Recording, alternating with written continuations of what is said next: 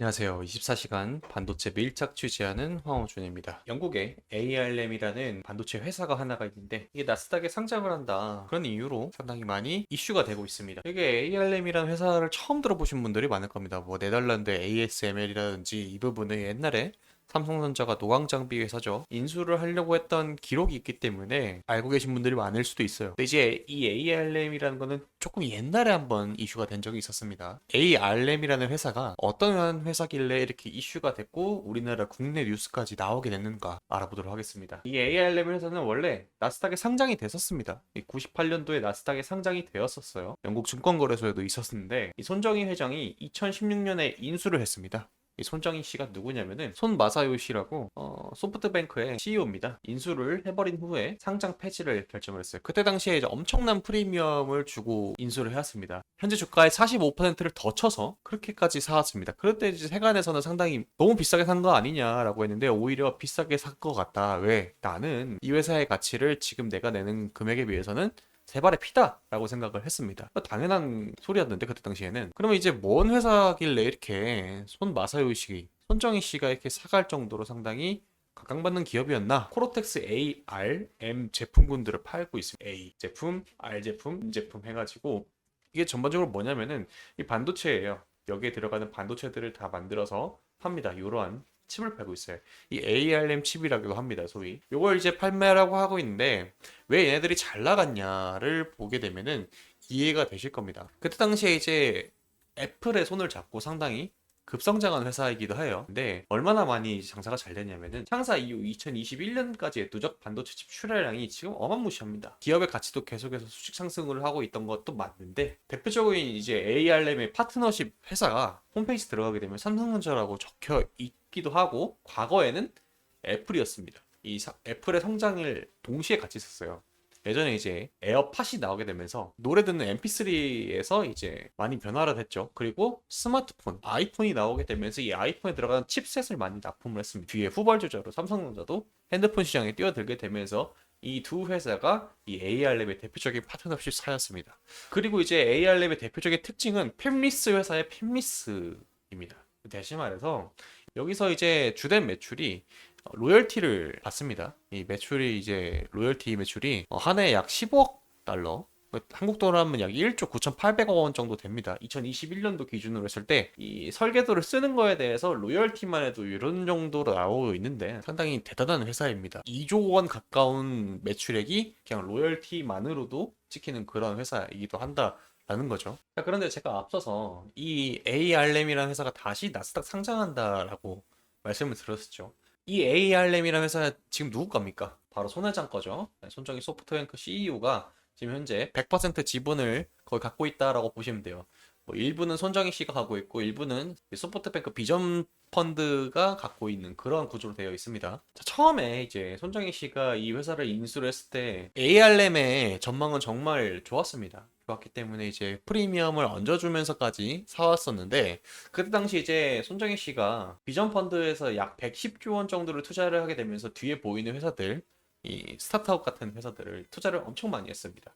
그 중에 이제 대표적인 이 업적이 하나가 있는데 바로 이 알리바바입니다. 알리바바를 지금 모르시는 분들은 없을 거예요. 알리바바를 초기에 투자를 했습니다. 이 투자를 해가지고 나스닥에 상장을 했을 때 당시에 손정희 씨가 벌어들인 수익률이 3,000배입니다. 3,000배. 근데 이분께서 100만 원, 200만 원으로 투자를 하는 게 아니라 정말 말도 안 되는 초 대박을 터뜨렸죠. 이 당시에 이제 손정희 씨의 별명이 미다스의 손이었습니다. 만지면 모든 걸 다 황금으로 만들어 버리는 그 미다스의 손이었고 상당히 승승장구하던 그런 시절이 있었습니다. 그러던 와중에 위워크라는 공유 오피스 기업을 투자 실패를 하게 되면서 손실액이 7조 원을 넘어가기 시작합니다. 그때부터 이제 하는 족족 이제 실패를 하게 됐어요. 거기다가 저기 오른쪽에 보이는 게 이 소프트뱅크 주가 차트 추이인데 최고점이 2021년도 그쯤입니다. 이때 여러분들 뭐가 터졌었죠? 코로나가 터졌죠. 이렇게 되면서 소프트뱅크 전체적으로 기업이 경영이 악화가 되기 시작을 하게 되면서 이 손정희 씨는 발등에 불똥이 떨어지기 시작했습니다. 소프트뱅크 비전 펀드의 손실액도 약 7조 규모에 달하게 되면서 거의 약 8조 정도 된다고 합니다. 엄청나게 불어났고 캐시카우였던 소프트뱅크의 경영조차 악화가 되게 되니까 이걸 팔아야겠다는 생각이 들게 되겠죠.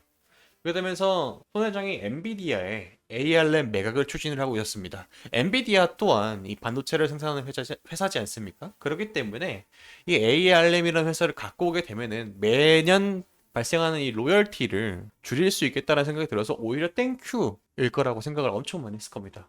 불러들어온 복이었겠죠. 급했습니다. 이 손정희 회장께서. 그런데 이 거래를 미국 연방거래위원회였던 FTC에 기각으로 실패를 하게 됩니다. 심각한 독과점이 우려가 된다고 하게 되면서 기각을 하게 되는데요.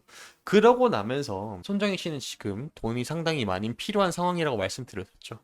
그래서 사줄 사람을 찾게 되었는데 예전에 이 ARM이라는 회사를 눈독 들였던 한 사람한테 다가가게 됩니다. 그게 바로 삼성전자의 이재용 회장입니다. 이거는 2022년도 9월 달에 손정희 씨가 직접 삼성전자의 이재용 회장을 만나서 매각을 추진했던 내용에 대해서 기사 내용인데 ARM은 영국 케임브리지에 본사를 두었고 주 사업은 반도체 설계 특허를 판매한다고 적혀 있죠. 저 특허. 저게 대단한 겁니다. 또 충분히 삼성전자 측에서도 현금이 있었기 때문에 인수를 했을 수가 있을 가능성이 높습니다. 그런데 이재용 회장을 찾아오기 전에 이 손정희 소프트뱅크 CEO는 이미 엔비디아를 찾아간 적이 있었어요. 근데 그때 당시에 독점이 우려가 된다고 해서 반려가 됐었죠. 다른 회사들은 어떻겠습니까? ARM이라는 회사를 가져가게 되면은 이 시장 자체를 독식할 수 있겠다라는 위협이 생길 수가 있게 되겠죠. FTC를 비롯해서 인텔 그리고 유럽연합, AMD, 엔비디아의 반발로 인해서 인수는 쉽지 않게 흘러가게 됩니다. 그러면서 손정희 씨의 소프트뱅크 회사의 손실은 계속해서 눈덩이처럼 불어나가고 있는 상황이고요. 자, 이렇게 되면은 삼성전자는 왜 이 회사를 인수를 안 했을까? 적극적으로 조금 더 밀어붙이게 되면은 뭐 예를 들어서 지분을 갖고 온다라는 식의 투자도 가능을 할 수 있겠지만은 실제 이유는 따로가 있었습니다. 자, 이번에 나왔던 기사의 내용인데요. ARM은 비싸고 시너지가 크지가 않다. ARM은 스마트폰의 두뇌 역할을 하는 애플리케이션 프로세서, 이른바 AP라고 하게 됩니다. 이 그래픽 처리 장치, GPU 등 거의 모든 반도체의 기본 설계도를 제작을 하는데 이 제작을 하는 특허를 팔아서 수익을 내는 기업입니다. 미국의 퀄컴, 삼성전자 시스템, LSI 사업부 등 대부분의 팹리스 기업이 ARM의 설계를 기반으로 자신들의 노하우를 더해서 칩을 만든다. ARM이 이 과정에서 수수료 수입을 얻는데 ARM은 비상장 회사입니다. 현재 상세 실적이 공개가 되지 않지만 2021년도 회계 기준으로 봤을 때 매출은 27억 달러, 로열티 매출은 약 1조 9,800억 원으로 집계된다라고 쓰여 있죠. 이게 핵심입니다. 이 로열티가 얼마죠, 여러분들? 거의 2조 원에 가까운 숫자입니다. 이걸 기억하세요. 회사를 인수한다는 것은 이 회사의 지분을 갖고 오는 건데 기업 가치를 생각을 안 할 수가 없겠죠. 2016년도에 320억 달러에서 현재는 약 600억 달러 수준으로 2배 가까이 증가를 했는데 이게 합당한 기업의 가치인가라는 의문이 제기가 되고 있습니다. 왜? 비상장 회사이기 때문에 회계 연도상의 기준이 명확하지가 않다라는 게 있습니다. 그래서 주가 매출 비율은 약 22배 수준입니다. 주가랑 매출에 대해서는 약 22배 정도 괴리가 있다라는 겁니다. 그런데 이제 동일한 업계들을 좀 보게 되면은 비교 대상군을 퀄컴과 AMD 그리고 브로드컴을 뽑았는데 가장 큰 브로드컴도 11배 정도 수준인데 ARM은 22배 수준이다. 고평가가 된 상황이다. 그리고 ARM의 경쟁사들이 영향력을 확대하고 있는 것 또한 매력도를 낮추는 요인으로 평가가 된다. 과거 같은 경우에는 이 ARM 회사 독점 형식으로 거의 진행이 됐었는데 워낙 이 반도체 경쟁이 심화가 되다 보니까 비슷한 기업들이 나오고 있다. 그리고 리스크5는 ARM과 달리 IP를 무료로 제공한다. 이 설계도에 대한 로열티를 받지를 않는다. 인텔, 컴컴, 삼성전자 등이 리스크5를 활용하는 반도체 스타트업에 적극 투자를 하고 있다. 다시 말해가지고 삼성전자는 굳이 지금 이 회사가 필요가 하지가 않습니다. 굳이 인수를 할 필요가 없이 로열티를 낼 건 내고 매출을 내는 게 지금은 오히려 낫다. 자, 국내에도 칩셋 미디어, 텔레치스, AD 테크놀로지, 제주반도체, LX세미콘 등등 국내 팹리스 기업은 상당히 많습니다. 그런데 팹리스라는 다시 말해서 이제 반도체 설계도를 만드는 것 자체가 워낙 이제 돈과 시간 그리고 기술력이 많이 들어가는 사업이기 때문에 하루아침에 되는 게 아닙니다. 수년 단위의 이제 기술력이 들어가야 되고 고급 인력들이 나와야 되는데 옆나라 이제 대만의 상황을 보게 되면은 이 대만 정부에서는 고급 입력을 반도체 고급 입력을 만들기 위해 가지고 엄청난 육성 단지를 만들기도 하고 대학교를 설립하는 듯 그리고 미국의 실리콘 단지에 관련된 기업들을 상당히 많이 유치하는 그런 전략들을 펼쳤습니다. 이런 혜택들을 지금 정부 차원에서 우리 정부에서도 좀 밀고 있는 게 있는데 그게 바로 용인 메가 클러스터 단지죠. 아마 저는 이제 반도체 메가 클러스터 단지가 뭐 전력 문제라든지 지금 용수라든지 이런 물들이라든지 반도체 공정에서 물이 많이 필요로 하게 됩니다. 이런 부분들이 해결이 되고 나서 그때 삼성전자가 다시 한번 생각해도 늦지 않을 거라고 생각을 하고 있습니다. 반도체 시장이라는 게 언제 지금 HBM이 다시 갑자기 떠오르는 것처럼 이 메모리 반도체 이쪽이 다시 또 떠오르는 그러한 시기가 있을 수도 있고 국내에서도 결과가 나올 수도 있다라고 생각을 하고 있습니다. 삼성전자는 원래 이 인수합병으로 상당히 재미를 많이 보던 회사 역사가 그렇습니다. 이 삼성과 전체가. 그렇기 때문에 인수합병을 하더라도 굳이 해외에 있는 기업이 아니라 국내에 있는 기업들을 어느 정도 인수할 수도 있고 혹은 그냥 낼 거 내고 지금처럼의 형태를 계속 유지할 수도 있겠습니다.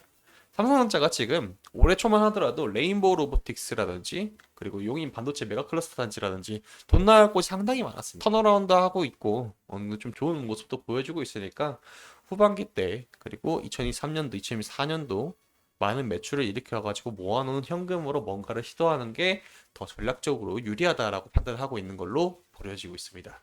네, 영상을 재밌게 보셨다면 구독과 좋아요 그리고 알림 설정까지 함께 해주시면 반도체 시장에서 이슈가 발생하는 것들을 제가 재밌고 쉽고 빠르게 풀어드리도록 하겠습니다. 감사합니다.